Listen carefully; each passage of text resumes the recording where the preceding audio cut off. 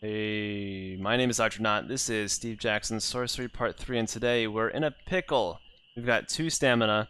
We know that in the tower there's a wolf, so I can't go there. I have to go north. We have to heal, or else I can't defeat a wolf with 2 stamina. Alright, you march onwards, the ground dropping a little. The moon is climbing the sky. This is not a good place to stop. Not going back there. I wish I could, like, pray to Throff. Can I do that? Throff is sitting back watching you, but not aiding you.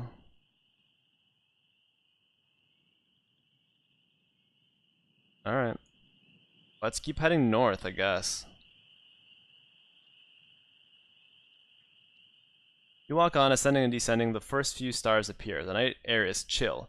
Walking through the night is ill-advised, and you are weak. It would be well to find somewhere to shelter and sleep. I understand that, but where? I don't think I like that place, but I have to try healing. Alright. Let's go to the village. Let's see if we can heal.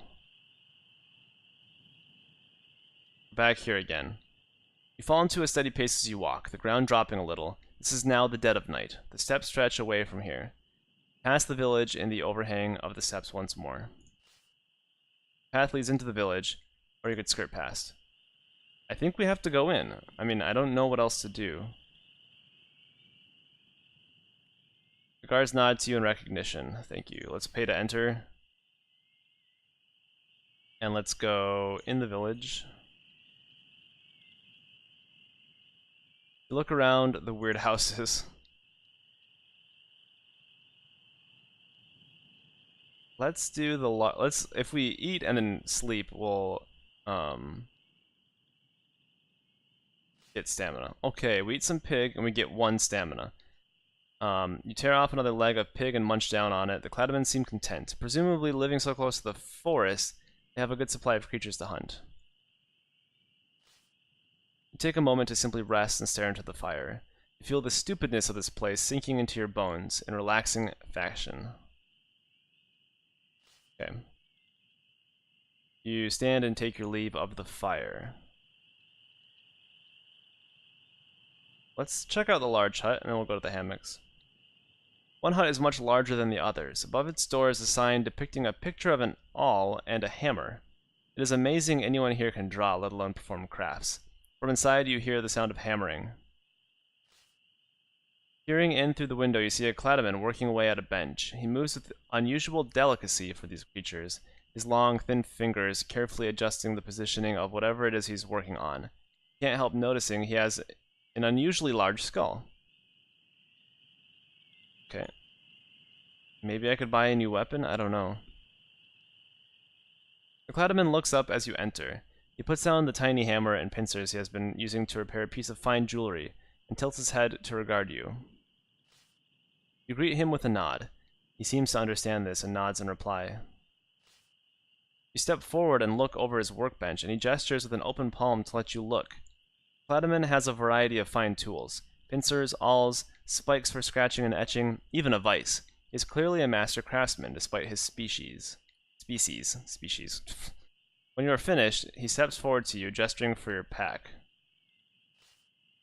You hold out your pack to him. He begins to rummage through, investigating everything with his long, supple hands, and occasionally pausing to scratch his bulging skull, as though his brain is itching at the sight of your gear. Then he hands it back with a nod and begins to rummage on his bench. You wait. After a few minutes, he produces a circular dial with a spinning needle, which he presses into your hand. It is a compass. You look at the compass, and it becomes clear why he is giving it to you. It is broken. The needle swings about wildly, pointing first this way and then that, but never quite settling down. You put the compass into your pack anyway. Perhaps it has some function you will discover. The craftsman returns to considering his work. Alright, let's just leave. This is clearly some kind of Cladamen mastersmith. You leave him to his work. I don't think the compass is broken. It probably actually has some function, but maybe it'll come into maybe it'll be helpful later. One corner of the camp is slung with hammocks. What they are for is unclear, as the Clada folk seem to have tents, but a few creatures are asleep in them already. You haul yourself up into one of the hammocks. They are far too large for a normal human, but this in fact makes it only more comfortable and ensures there's enough room for your pack. At least you have eaten well already. Now you are settled.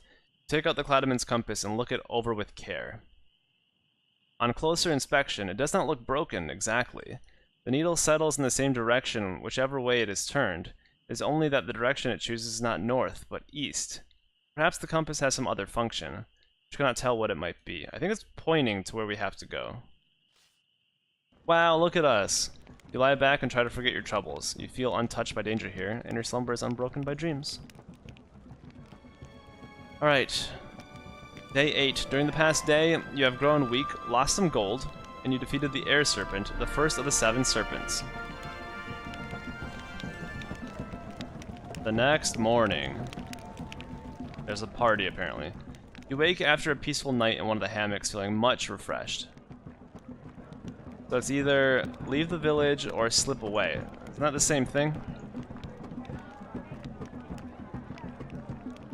You head out of the village, nodding to the guards as you leave. The forest looms to the north of here. I don't want to go to the north. What is this? To the steps, yes. We'll go back and fight that wolf. Actually, we'll go back and do that whole thing we did in the last episode. So here's what we're gonna have to do. I'm gonna kind of skip all this text because it's very basic unless something actually happens. Yeah, okay. So let's walk on. We're gonna kind of have to do what we did in the last episode, being devoured by the mouth in the ground, turning old, and then being young again. So here it says, the scribbline is broken quite suddenly by a small waist-high post, which is nailed a written notice. Okay, what does it say? You pause to read the sign. The writing is crabby and difficult, but you slowly decipher it. Stop, traveler. Every wish can come true, for this post marks the grave of the god Benanga. Call his name and close your eyes to be blessed forthwith. Should I change my god already again? Alright. Stand carefully by the post and call out Benanga to the empty air. Nothing seems to change. There is no sense of danger or a blessing in the air. You close your eyes as the note instructed. Nothing happens. You sense no danger. So it says, every wish come true. Call his name and close your eyes. Alright, let's wait. You wait for a moment with your eyes still closed. Then you feel something move under your feet. Oh god. You step away from the post, just as the ground beneath the post gives way and collapses into the earth. You have avoided falling into the trap by mere moments. You peer down the side of the pit. At the bottom, a small Badu beetle is burrowing. It works with its soft mandibles, or mandibles, to fill in the pit with sand once more. Leaning over the edge of the pit, you are easily able to reach down and stab it with your sword. The tip of the blade pierces the beetle's soft young carapace, and it dies swiftly, green blood oozing into the sand of the pit. You leave the side of the pit, you continue on your journey. Okay, we probably saved someone else from falling down there. That's what I'm going to tell myself. Alright, so what we have to do is make this place new again. We're going back in time. Okay, you keep moving, the ground dropping a little. It is hot now. You are starting to sweat in your tunic. Something has come along and eaten the head off the figure in the pit here. A tattooed map on its scalp has been lost forever, it seems. No, screw that figure. Okay, let's go down here, and here I'm gonna kind of fast forward through this. Alright.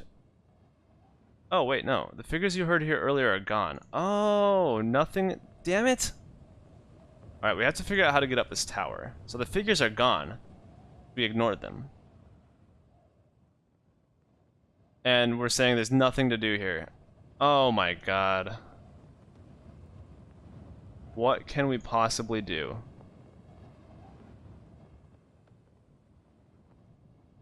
No sane soul would live out here.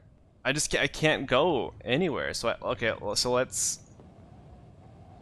I mean, we can't possibly be stuck, right?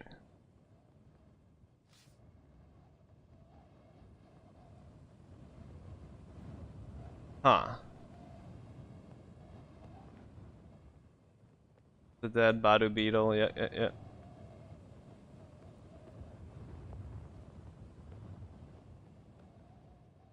You walk in the shadow of the towering horns of Ilklala. This is the mountain. Set into its slope is a tower you visited earlier. Despite its size, it now looks like a flea on a palm leaf. Continue on your way. So this is the big mountain. Let's go this way. You walk on. Yeah. Flowers. Look at the flowers. Small black blooms. Ah, you smell the flowers. They emit a rich, thick smell that makes you feel somewhat giddy. Still, you feel somewhat better for it. I think we're gonna OD on it. I don't want to overdose and lose some stamina. Let's go this way. Let's skirt around it. Actually, okay, whatever. Let's just go to the forest. We have to figure out how to get past these mountains.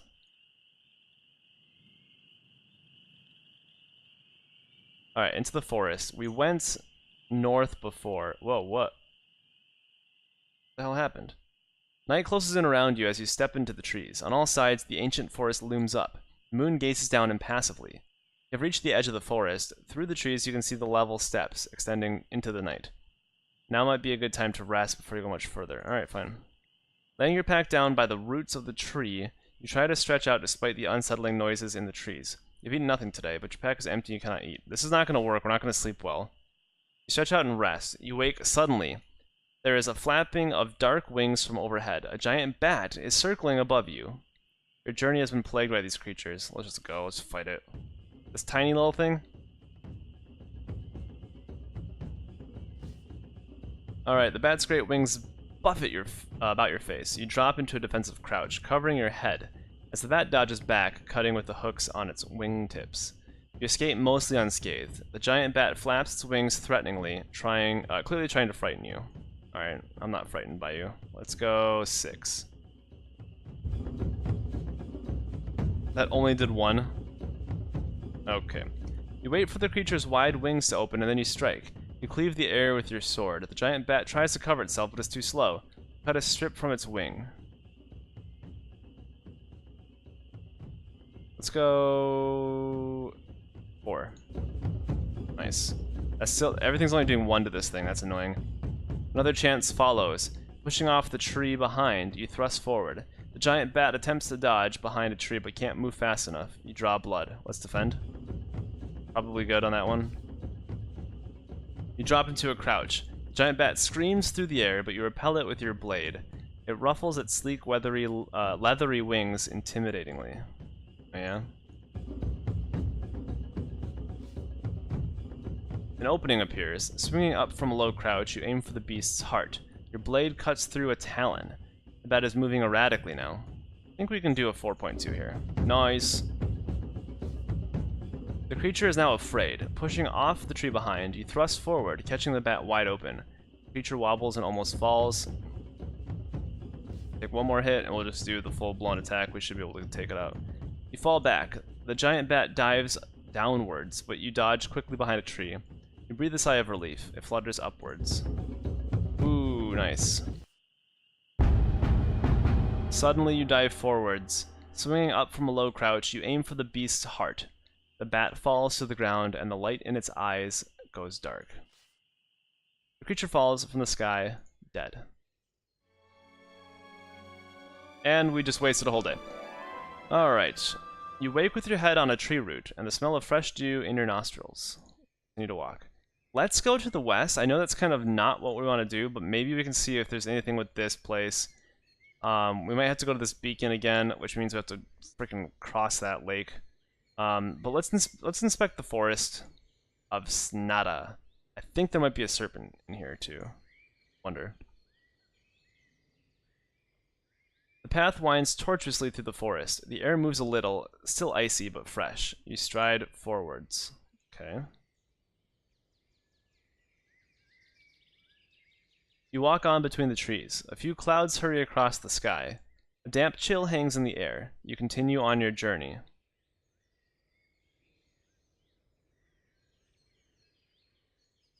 You trace what might be a path and might be an old river through the trees of the forest. The sun continues to climb the steep sky. The path looks wide and well used, but there are no signs of who or what uses it. Then, a little further along, you reach a spot where the trail is suddenly narrower, with bushes tight on either side. You pause to look at the bushes, and see that its branches are twitching ever so slightly, curling and uncurling like reaching fingers. Yeah, no. You draw your broadsword warily.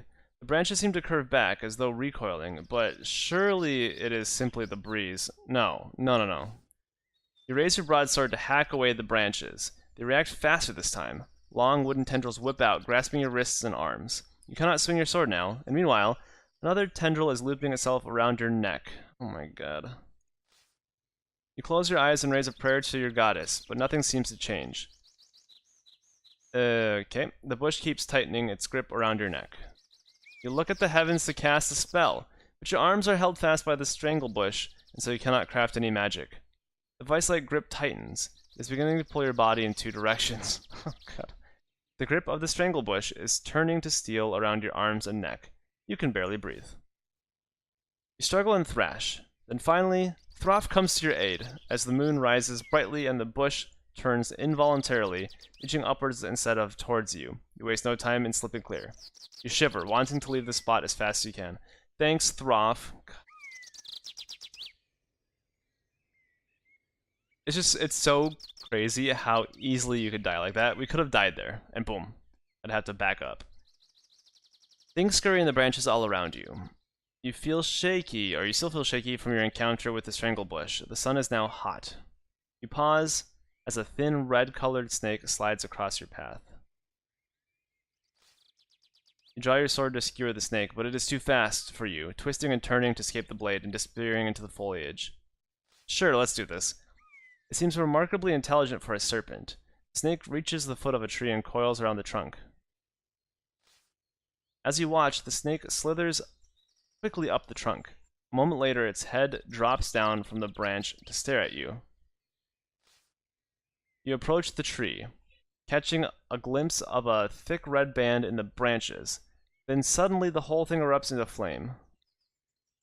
Why am I running at this? I don't know. You charge forwards, convinced the flame is an illusion. It is not, and you feel burning heat on your skin. But just as soon as it began, the fire goes out, leaving a badly charred tree. Looking up into the branches, you see the red snake peering down at you. It has grown tenfold in size, and 2 fiery wings are now folded across its back. Sly eyes watch your movements, as if deciding its next attack. You stare in shock and fear. The blaze of hissing fury must be the fire serpent. Okay. I don't know if I know anything about this thing. The I don't know anything about it! Okay.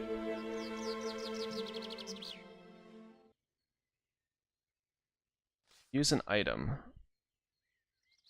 Yes, the sand. You grab the sand pouch almost at random. The creature watches you cautiously. You toss the sand at the creature, but in the branch overhead it is too far away. The snake twists to one side and the sand scatters to the ground, lost. Oh man. You push your sword around your back and swing yourself up into the tree.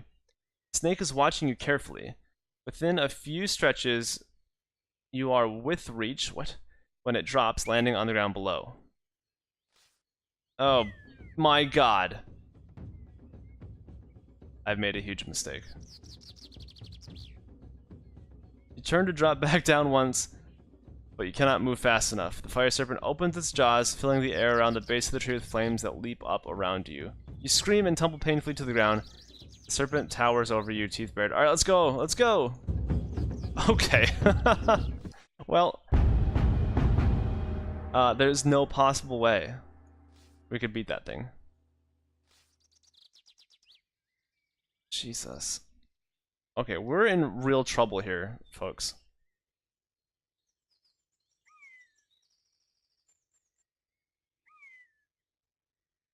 Let's watch the snake. The snake appears to be watching you, but then it lowers its head once more and begins to slither down the path. I feel like if we I actually want to try this quickly. Try the yeah, it wants to follow. Okay, so the snake reaches the foot of a tree and coils around the trunk. As you watch, the snake slithers quickly up the trunk. I want to see if we can hit it with the sand. If it does anything. A moment later, its head drops down from the branch to stare at you. Yep. It's pretty fiery. Okay, so we got that again. Climb the tree to attack. Let's cast it. Damn it. Okay, that doesn't help. Holy moly. Alright, so the sand, we're too far away. We have to let it go. But I knew there was a snake in this forest. I knew it.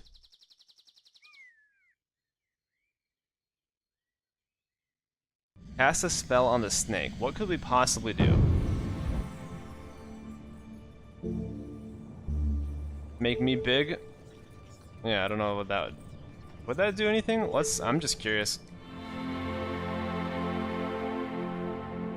Let's pick the snake up now. But a jackknife's escaping her grip. The snake spits and hisses. There's the faintest sound of crackling. You let it go and move on through the trees. So we know that there's the fire snake there, but I can't beat that. You crash through the thick trees using the hewing axe to open up a path. With the sun filtering through the leaves, you walk through the woods. The walk through the woods is pleasant. Strange trees and bushes line the path, and every now and then you catch a glimpse of birds singing in the branches. Let's find some food. Scour the low bushes. A few have berries. Let's take berries. Yes, rations. Oh my god, I can't believe it. Take the leaves. 6 low leaves and pull it into your pack.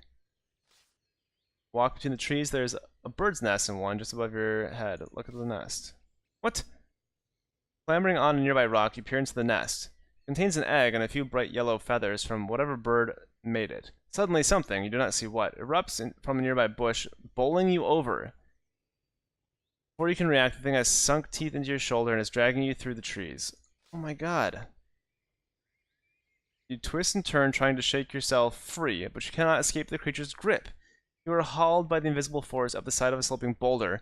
Rock scrapes and cuts. This is insane. You draw your broadsword, hoping to twist about and stab whatever is dragging you along, but with the blade drawn, it catches in a tree as you are dragged along, threatening to wrench your arm from its socket. Reluctantly, you let the broadsword go, and it disappears into the foliage as you are dragged away. What is dragging me? And how in the world can I get through this? Oh my god.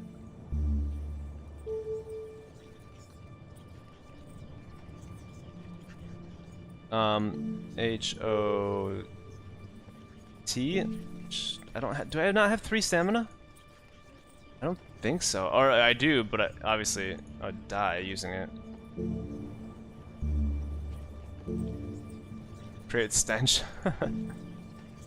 I think I'm doomed.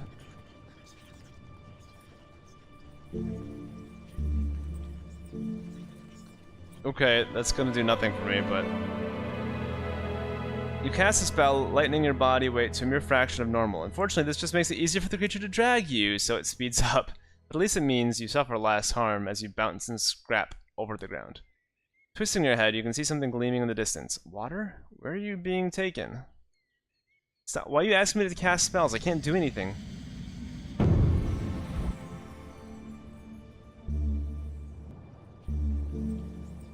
I can't do anything. Like, this is the only thing it's letting me do. I think I'm just gonna have to, like, kill myself. This game is starting to annoy me a little bit because, like, there's so much randomness. I'm not talking with animals again. I can't do anything. Do you not understand? I can't do that. Ah! What else is there? F A L. Okay, let me get even skinnier. You cast the spell, but it makes no difference. You are already floating. Unfortunately, this just makes it easier for the creature to drag you. Yeah. Suddenly, you break through the tree line as the creature emerges on the side of the lake. Does not slow down, however, pulling you into the water and holding your breath. Wait, holding you beneath. You're going to drown. I don't have a sword. The last bubble of air leaves your lips. This is obscene. Are you serious? You have been drowned by an invisible creature. That basically sums up the game. I'm just walking through the forest, picking berries, and something clamps onto my shoulder and kills me. And what is it? I don't know. It's just... like what the hell? Alright, keep going. Yeah, I know I'm hungry, but I can't stop because I'll be killed. Alright, so here's the thing. The path winds tortuously through the forest. Gradually you shrink back down to your normal size. The trees shelter you from the early afternoon. That was also, I was being dragged when I was huge too, which is insane. Something looms between the trees and you emerge into something of a clearing to find a towering stone structure built into the earth. Not a tower, but one leg of an enormous arch. Who could have built such an incredible thing? How long ago was it done? Wow, look at that. Whoop. Alright, we'll pick this up next time. I have a feeling we're gonna have to recreate this with the... Where are we? We're gonna have to shine this guy, the beacon, on this, and maybe we can cross. But it would be nice to know if we can climb up this thing, but that is pretty neat looking. So, alright, we'll start here next time and see if we can figure out how to get past this part of the game. Because I'm not gonna lie, I'm getting a little aggravated. So, alright, thank you for watching. I'll see you next time. Take care. Goodbye.